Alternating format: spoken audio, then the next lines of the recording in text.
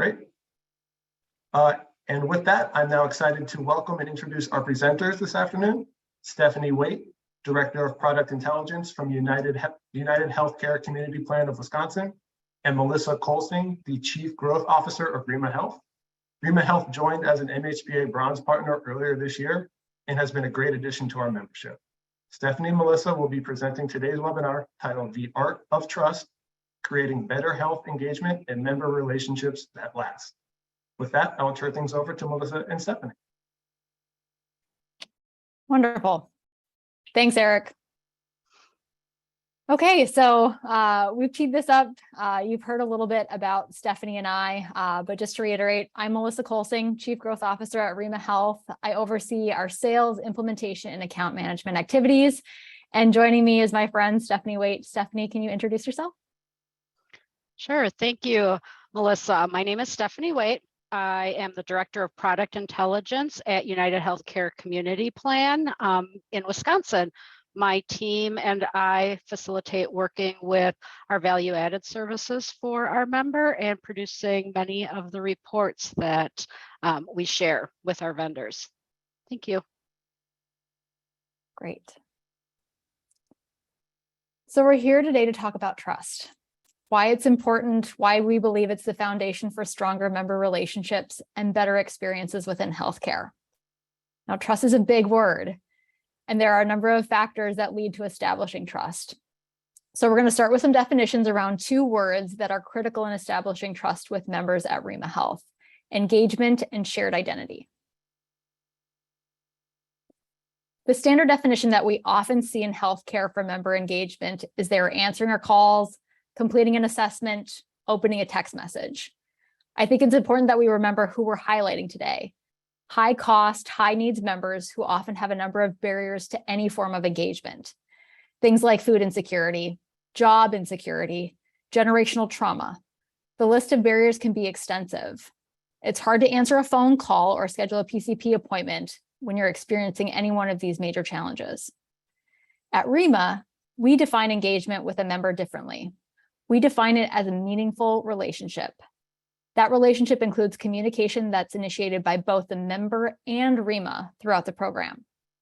An engaged member is one that is willing to communicate their latest challenges, potential needs, and where they would like support.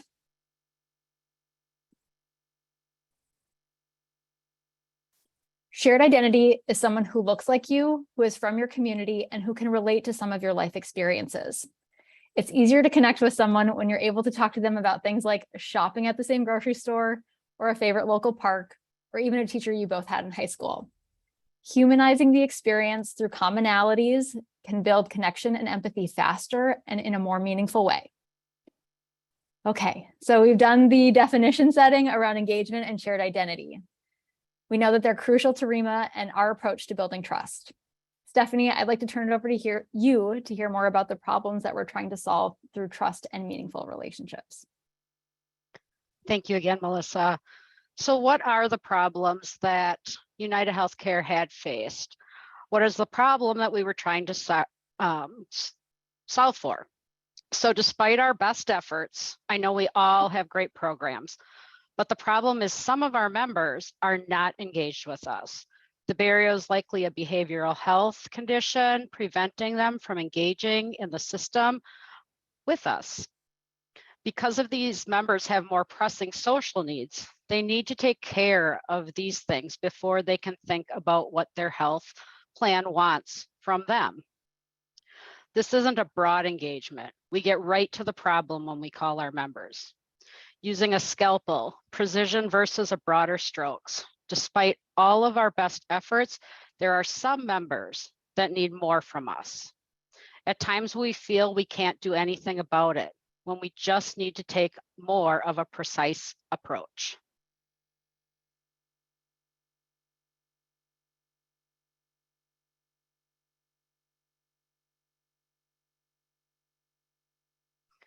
Sometimes this is what we feel like when where we're coming from. This is fine approach when really we're not fine because we know we're not reaching the people who need us most. In some situations, we've accepted that we're unable to reach a population. We can't do anything about it. It's not true. We need to be taking a more precise, personalized approach with our members that pull in the principles of shared identity and engagement, as Melissa had mentioned. We as a health plan spend a lot of time asking members to do things when we need to focus on conversations with our members to build that relationship, build that trust with them. This is what leads to more clinically significant relationships. What are the barriers preventing people from engaging with us? Because some members have more pressing social needs, they need to take care of those things before they can even think about what we are asking and encouraging them to take care of. This isn't broad engagement. We get right to the problem. Precision engagement. We need to personalize it for the member versus those broad strokes. We've continued to try to work with members and get them to do the things that we need to no avail. Great. Thanks, Stephanie. Sure. So the way that we're going to talk about this and like getting to that precision is through a personalized member story. So we're going to talk through a real member journey that both Stephanie and Reema can relate to and show how this personal and member first approach applies. And then we'll talk more broadly about the program and results.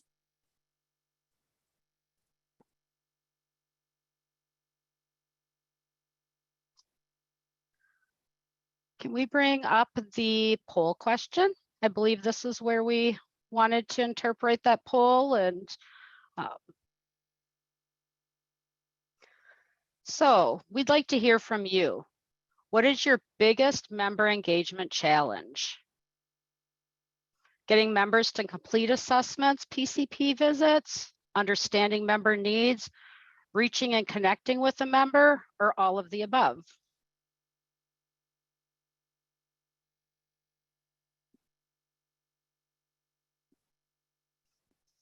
Lots of responses coming in so far. We'll give it about 15 more seconds. So go ahead and please vote, people. Don't be shy.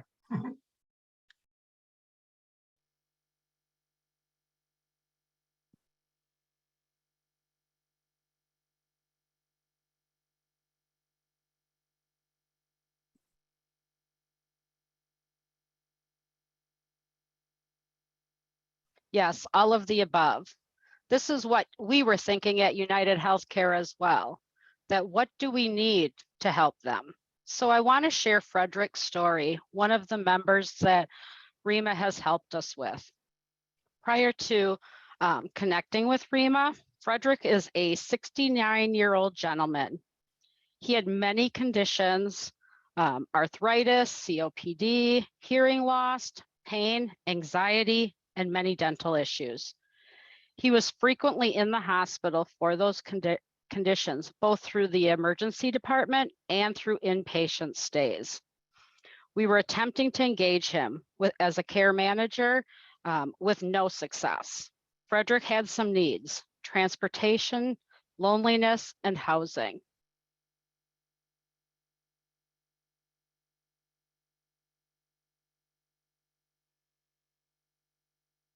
Okay, so I'm going to talk through our engagement and timeline with Frederick. This is intentional to be overwhelming on the front end to showcase how many interactions we had with this member. I also want to just set the context. So the way that Reema works with members is through a tech-enabled community guide. And our community guides are similar to community health workers, but don't have that certification. But at a high level here, you can see that engagement with Frederick was over 12 months is highly significant. But if you think about any meaningful relationship that you personally have, there are a number of touch points that you likely have with that individual throughout the course of a year, especially if this person is in need. So to make this easier to consume, I'll break down the activity by stage of the relationship over the 12 months that we worked with Frederick. Okay, so during the initial phase of the relationship, our community guide introduced themselves and Reema. and asked how we could support the member and if they had any needs. And I think that this is probably contrary to some of the things that we do in healthcare about showing up and saying, we need you to do this. But Reema does the opposite. We showed up and said, what needs do you have and how can we help? We found out that Frederick had a need for groceries and scheduling doctor appointments. And it's important to note that when a member opens up and shares a need, we will do almost anything to fulfill that need in order to build trust. We talk about it as we will move mountains in order to meet those first initial needs so that that member knows that they can rely on Reema Health. During the next phase of the relationship, this is where we really start to dig into those needs even further. So as I shared previously, Frederick had a need for helping to schedule doctor appointments. He had a lot of conditions that he was managing. And so we were able to help Frederick schedule those appointments, both for the doctor and the dentist. It's also at this stage of the relationship that he begins to open up about other needs, including feelings of loneliness.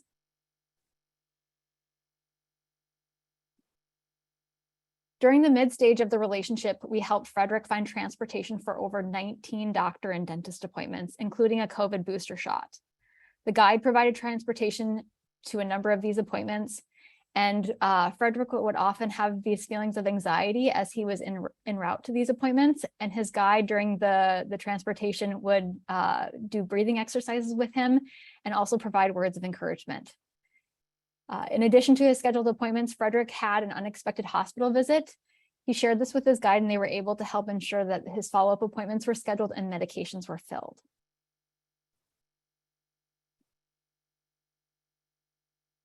The ongoing support that we provided to Frederick included several more doctor visits, both scheduling and transportation. And following a poor dentist experience, our guide actually worked with Frederick's UHC navigator to obtain a credit to apply to a different dentist so that he would continue to go to his dentist. All in all, there were over 40 touches that the guide had with this member over 12 months.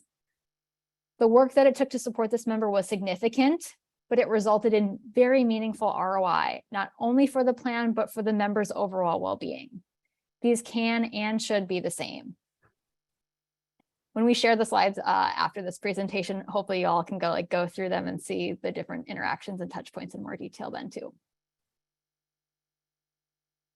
Okay, so we know that Frederick is one member that we both serve, Stephanie, but your plan is responsible for thousands of people in Wisconsin. So would love to talk with you about what brought you to thinking about engaging with Reema as a partner to serve your most difficult to engage members. And so I have some questions. Yeah, go ahead. Yeah. So as this program really became available to us, that we were made aware of it, and just talking with everybody at Reema and seeing that their concern for that member really mimicked the things that we wanted to do as a health plan for our members, but just don't have the time with having so many members to be able to reach out to them, have that relationship with them and get them started. Many of our members don't have a lot of trust with healthcare at this point in time. And Reema definitely seemed like the right place to move towards to help us with that. That's great. Can you talk about some of the specific goals that you had going into the partnership? Sure. Some of the things that we had talked about with Reema is getting that engagement with those members, meeting them where they needed to be and wanted to be, whether it was through a text message, a phone call, an in-person visit, to be able to do the things that that member needed, not with just for us as a health plan, doing a phone call, maybe doing a video visit. It's not what our members always want. And we only have so many options. And Reema was able to bring all of those options into place. And how did some of the things that we've talked about today, like engagement, shared identity, factor into the program and its success over the last year?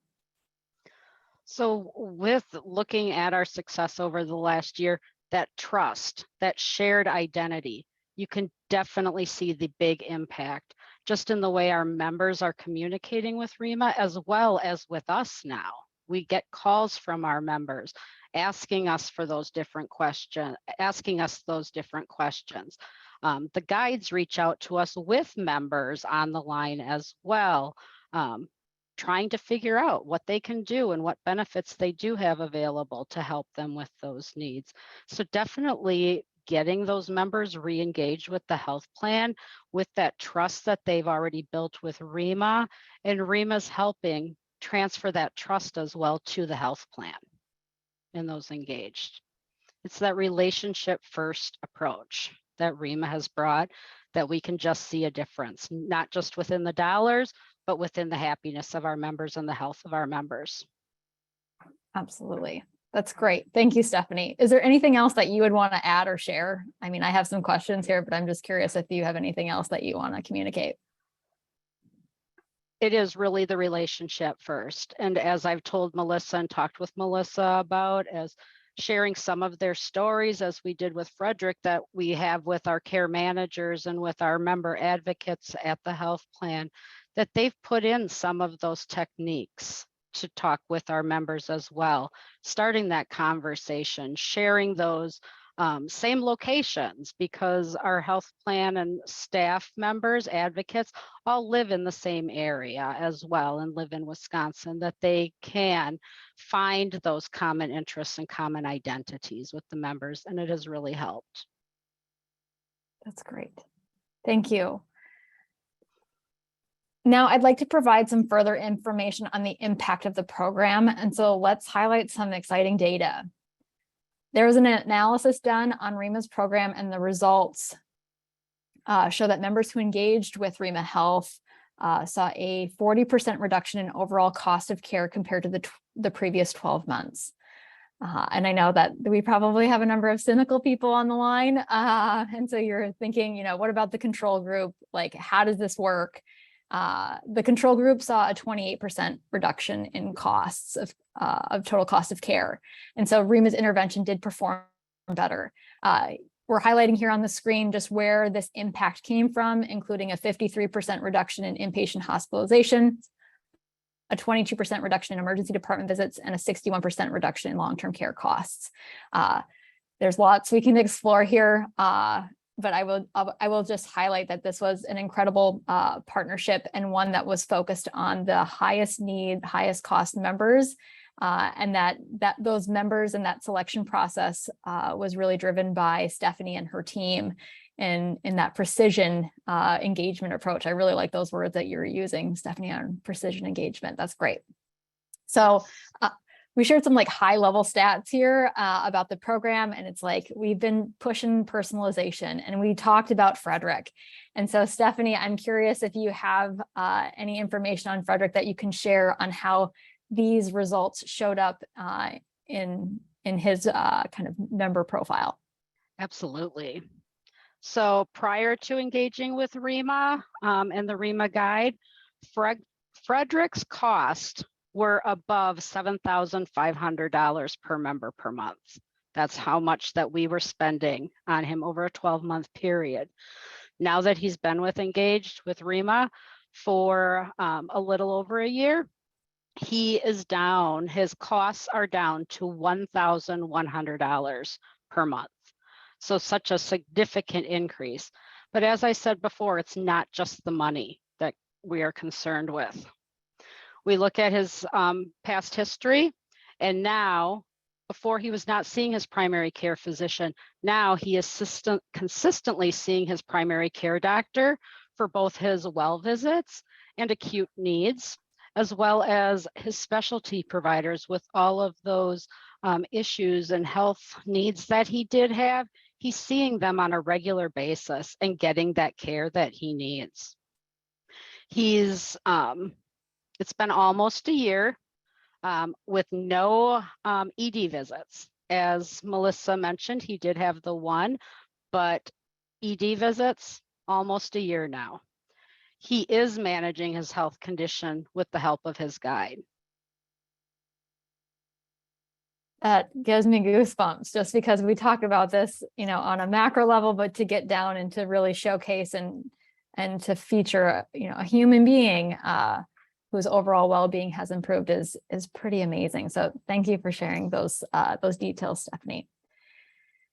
Okay, so let's recap and focus on how we're approaching and continuing to improve the member experience with UHC Wisconsin and other plans who are mission aligned with Reema Health. So we recognize that we can no longer check the box for engagement. It requires intentionality, especially for high cost, high need members. We understand that the members' needs are going to look very different than the health plan's needs, and social needs will continue to dominate the members' attention until it's a health emergency. And last, we believe that shared identity and common experiences are crucial in acquiring and engaging members to improve outcomes for both the population and the health plan.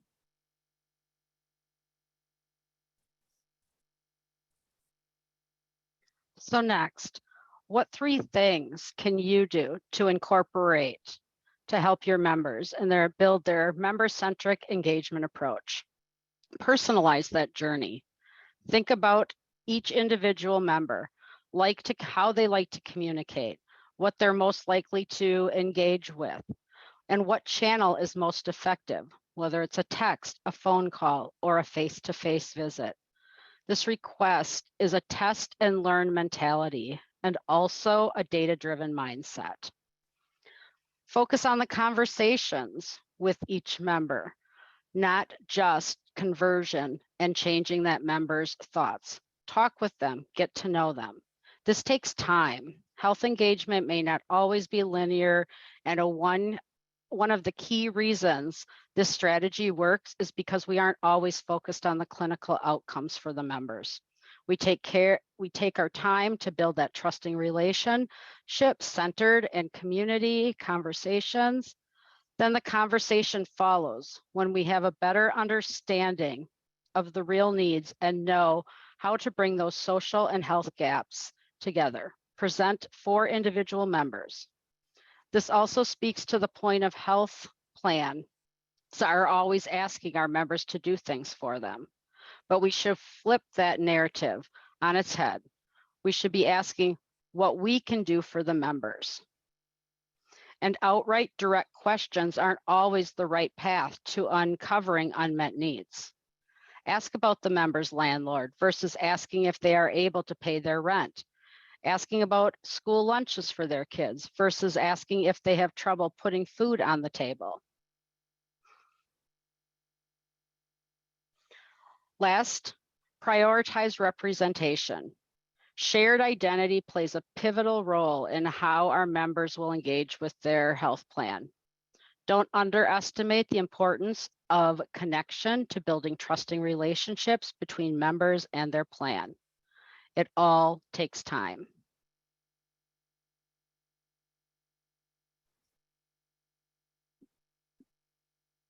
Great. So we have boogied through this presentation, and it's been intentional because I think that there is an appetite for conversation around this. We have some incredible attendees here. And so to create almost a dialogue-like opportunity here in the second half of the webinar. And so I just want to say thank you so much to Stephanie. The tips and suggestions at the end there, I think, are great. And we know that they are complex suggestions, that it requires a lot of different people to engage on making those decisions. But I think even just the slightest improvements that we can make can have a significant and meaningful impact. So I have our questions pulled up here. We have a question about the community guides. Does it remain the same throughout the course of working with a member? And yes, it does. So we have these incredible community guides. As I mentioned, they're similar to a community health worker. We do have, I can get into the complexities of how it works, but really the way that our guides are able to work with members for the course of the relationship is because of the technology that we have supporting them. We're able to think about this problem a little bit differently than just caseload, but more focusing on the member needs that are being resolved during the time that they're working with Reema. So there's a whole tech component that's happening in the background that we didn't highlight today, mostly focusing just on the meaningful relationship with the member. But that's something that if you're interested, we can share all about the technology component as well. All right. Ooh, this is a good one. How does Reema help connect with enrollees who don't have updated contact information? As Stephanie knows, sometimes the member files aren't great with that contact information. And our guides do a phenomenal job of trying to identify, previous locations or addresses where they once lived, connecting with community resources. It is not an easy task, but using also some, private public data, we're pulling in a lot of information to help inform where we should be searching, looking for these members. But it's a complex process, and we know that, I think, across the board here, as anybody who's on this call, that it's not easy. But again, through technology, pulling in as many data sources as we can, and then just doing the hard work of being in the community, door knocking, and figuring out if there's a forwarding address from a previous location, or if there's a shelter that the member frequents, how we can get a hold of them. So I'd just like to add to that a little bit, Melissa. I mean, that's one thing that with the members that we've shared with Reema, many of them, as Melissa indicated, we gave them the hardest of the hard, those we could not reach, that we did not have up-to-date information. But I think what is most helpful is all of the guides are from that area. They know those community-based organizations. They know people at the homeless shelters. All of those things have helped a lot, I think, in helping them locate the members that we were not able to. Great. Stephanie, I'm going to tee this one up to you to kind of start and differentiate, and then I can weigh in on some of it too. But somebody asks, can you elaborate more on member needs looking different than the health plan needs? So would you want to share more about like your needs of the member and what you want them to either do or perform? Sure. So with our plan, we all have quality measures that we need to reach. Just getting their wellness visit done, knowing that if they are going to the hospital, to the ED department, and some of those diagnoses that come across, we know are the social needs, the social determinants of health needs, where we're just not able to connect with that member. But making sure they get their flu shot, educating them on their comorbidities, health issues. Those are the things that we want to connect with them, and improving our quality scores as well as their health scores. Those are the things that we try to do with as our care managers. But we know there's a lot of things, as we talked about, that get in the way of taking care of themselves, where Reema has helped with that. Yeah. And when we talk about member needs, we are talking about primarily social needs. So housing, transportation, food, insecurity. So we are trying to ensure that the member reaches some form of stabilization, or just has like fewer chaotic challenges in front of them, so that they can focus on their health and the potentially the pressing needs around their health. So similar to Frederick, it was like he was overwhelmed on how to schedule and do those things. He didn't know how to tap into transportation resources. And so having someone sit down and support him with that, as well as being an outlet for when something didn't go great, like his dentist appointment, he was really frustrated about how he was treated at his dentist appointment. And so being able to have an outlet to say, I didn't like that, and like, I don't want to go back there. And so instead of it being like, we're not doing the dentist anymore, like, let's find a new dentist, and let's find somebody that works for you and that makes you feel better about when you visit. So the members' needs primarily are much more social on the front end, but we are trying to get them to a place where they can focus on their health and just improving their overall well-being. As well as then they do a great job of connecting them back to the health plan, as I said, whether it's with our care manager, our navigators, or our member advocates, so that they can feel comfortable with us as well as with their guide. Great. This question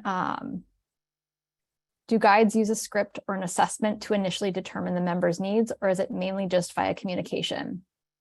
And so thank you for the question. I'll say that through the technology that we have, a lot of it is through prompts that we're directing to the guide of what to ask, how to inquire about certain things. We do use a limited form of assessment. We know that sometimes assessments can be barriers to people developing a relationship. And so the way that we interject some of these questions around the assessment is not to like sit down and say like, hey, I need you to like answer these questions, but how we can bring them up conversationally and then document them for the member. So I know sometimes when people hear that from like a scale perspective, or even like how to meet the needs of the member going forward, it can maybe not sound as much in line with traditional approaches, but it's been very effective for people providing honest answers to get at like what is the most pressing need, because often there are barriers to people opening up. One example that I'll share really quickly that Stephanie knows about is just a member who was having incontinence issues and looked to their looked to their guide for providing products to manage it. And, if we would have showed up and asked about some of the health conditions, I don't think that they would have shared that. They disclosed that, further in the relationship because they were embarrassed. And I think that, like, again, we just need to remember that these are humans on the other side of it, and how we talk to them is super important. And most of them, again, just like have distrust, are not engaged with the systems that we operate in every day. Okay, I'm just looking through some of the questions here, and I feel like we've covered a lot of them. Transportation. So transportation for any medical appointment, question mark is one of the things that came in. And yes, if it's about supporting the member and their healthcare needs. So yes, dentist, doctor, specialty appointments, those were provided to this specific member. Okay, Eric, do we have any other questions? I know that there. So I actually have a question. Yeah. How do you guys determine how long someone or a member would need this type of intervention, right? Like, do you guys have any mechanisms around like identifying the timeframes or anything like that? Yeah, so there's a couple of things, like just logistically, right? So like if the member is still enrolled in the plan, and so we work with Stephanie and her team each month to make sure that we have an eligible list of members to work with, and that the same members remain consistent. Typically for like a DSNP population, which this population was in Wisconsin that we serving, it's about 12 months, depending on other product lines, Medicaid, Medicare, that can vary. But we find that with this population, it typically is around 12 months that we work with the member. Great, thank you so much. So I don't see any other questions. Do you guys have any comments to wrap up before we do the outro and give people on maybe another minute or two to ask any lingering questions?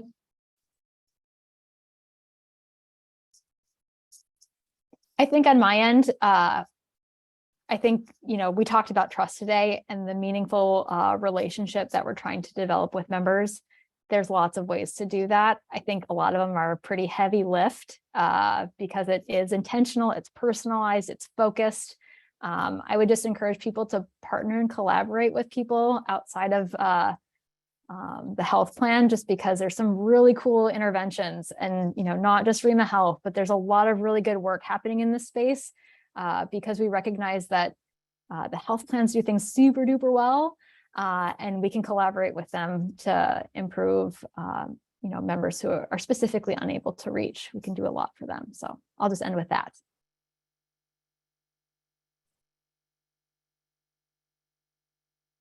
Great. Well, thank you. I don't see any other questions that have come in. Oh, actually, here, one more. What's the average ratio for members to care managers? Yeah, so that also varies, but again, it's dependent on the needs. So we don't necessarily think about it from like a member to guide ratio. We really focus on the needs of the member, but that typically is around 80 to 1. So 80 members to 1 community guide.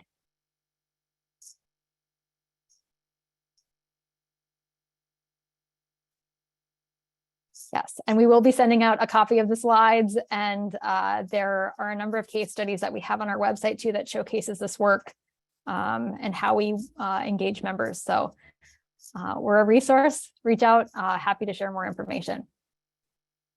Great. Well, thank you to Melissa and Stephanie for sharing that very informative and insightful presentation. As Melissa just said, they will be sending out the slides and there's more information available. Don't hesitate to reach out to their team directly. I can attest they're wonderfully very nice people, and I'm sure they'd be happy to engage with you. You'll also be able to find a link to this presentation, to the recording of this presentation on MHPA's YouTube channel.